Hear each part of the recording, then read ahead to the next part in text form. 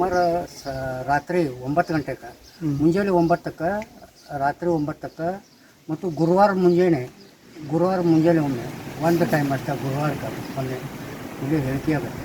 ಇಲ್ಲಿ ಏನು ಹೇಳಿಕೆ ಅವರು ಸ್ವಾಮಿಗಳ ಬಾಯಲ್ಲಿ ಏನು ಬರ್ತೈತಿ ಅವು ಎಲ್ಲವೂ ಕರೆಕ್ಟ್ ಆಗ್ತಾವೆ.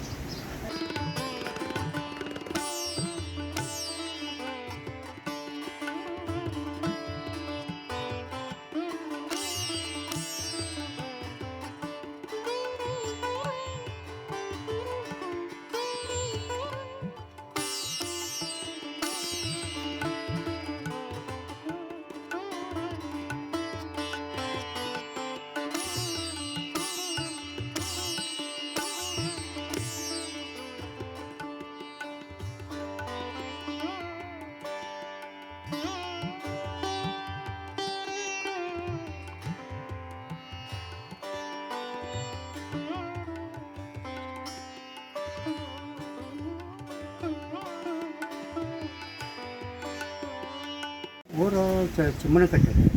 ಊರು ಚಿಮ್ಮನಕಟ್ಟೆ, ಬದಾಮಿ ತಾಲೂಕು, ಬಾಗಲಕೋಟೆ ಜಿಲ್ಲಾ. ನಮ್ಮ ಹೆಸರು ಬಸಪ್ಪ ಭೀಮಪ್ಪ ಗಂಜಪ್ಪನವರು. ದೇವಸ್ಥಾನ ಬಗ್ಗೆ ಹೇಳ್ಬೇಕಂದ್ರೆ ಇಲ್ಲಿನೂ ಸುಮಾರುಕೊಮ್ಮೆ ಹೇಳಿಕೆ ಆಗತ್ತೆ. ನಿಮ್ಮ ಏನ ಕೇಳೋದಿದ್ರು ಇಲ್ಲಿ ಕೇಳ್ಬೋದು ಸುಮಾರುಕೊಮ್ಮೆ.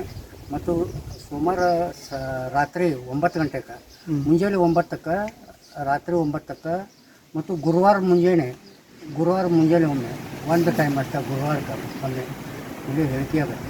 ಇಲ್ಲಿ ಏನು ಹೇಳಿಕೆ ಅವರು ಸ್ವಾಮಿಗಳ ಬಾಯಲ್ಲಿ ಏನು ಬರ್ತೈತಿ ಅವು ಎಲ್ಲವೂ ಕರೆಕ್ಟ್ ಆಗ್ತಾವೆ. ಇಲ್ಲಿನೂ ಹೇಳಿಕೆ ಆಗುತ್ತೆ. ಈಗ ದೇವರು ಅದರದೇನು ಸತ್ಯನ ಐತೆ. ಎಲ್ಲೆಲ್ಲಿಂದ ಬರ್ತಾರೆ ಕೇಳಕ್ಕೆ? ಎಲ್ಲ ಹಳ್ಳಿ ಮಂದಿ ಬಂದಿರ್ತಾರೆ ಇಲ್ಲಿ.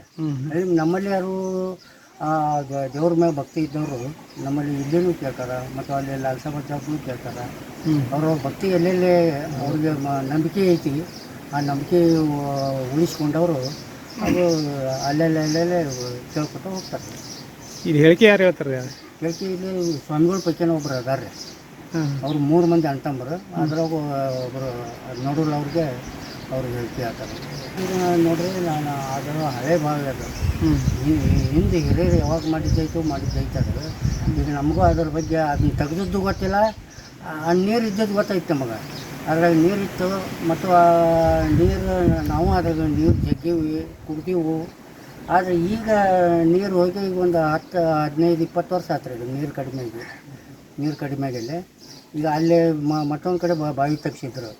ಇಲ್ಲಿ ನೀರು ಕಡಿಮೆ ಆದಮೇಲೆ ಮತ್ತೊಂದು ಕಡೆ ಬಾವಿ ತೆಗ್ಸಿದ್ರು. ಅಲ್ಲೇ ನಮ್ಮೂರು ಸೀಮೆ ಒಳಗಣ ಅದು ಈ ದೇವ್ರಿಗೆ ಏನು ಪೂಜೆಗೆ ಹೊಲ ಕೊಟ್ಟಾರಲ್ರಿ,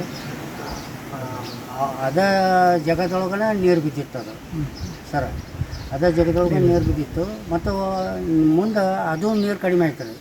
ಅದು ನೀರು ಕಡಿಮೆ ಆದಮೇಲೆ ಮತ್ತು ಈಗ ಅಲ್ಲೆಲ್ಲೆಲ್ಲ ಬೋರ್ಗಳು ಇದಾವ್ರೆ. ಈಗ ಬೋರಿನ ಮುಖಾಂತರ ಈಗೆಲ್ಲ ಊರಿಗೆ ನೀರು ಸಪ್ಲೈ ಆಗುತ್ತೆ. ಇದು ಮೊದಲ ಹಿಂಗೆ ಕೆಳಗಿತ್ತೇನ್ರಿ? ಈಗ ಕೆಳಗಾಗೈತೆ ಇದು ಊರು ಬೆಳೆದಿಂದ? ಇಲ್ಲ, ಇದು ಇನ್ನೂ ಒಳಗಿತ್ತು ರೀ, ಹೋಗೋದೈತ್ರಿ. ಈಗ ಅದು ಭಾಳ. ಇದು ಗುಡಿ ರೀ?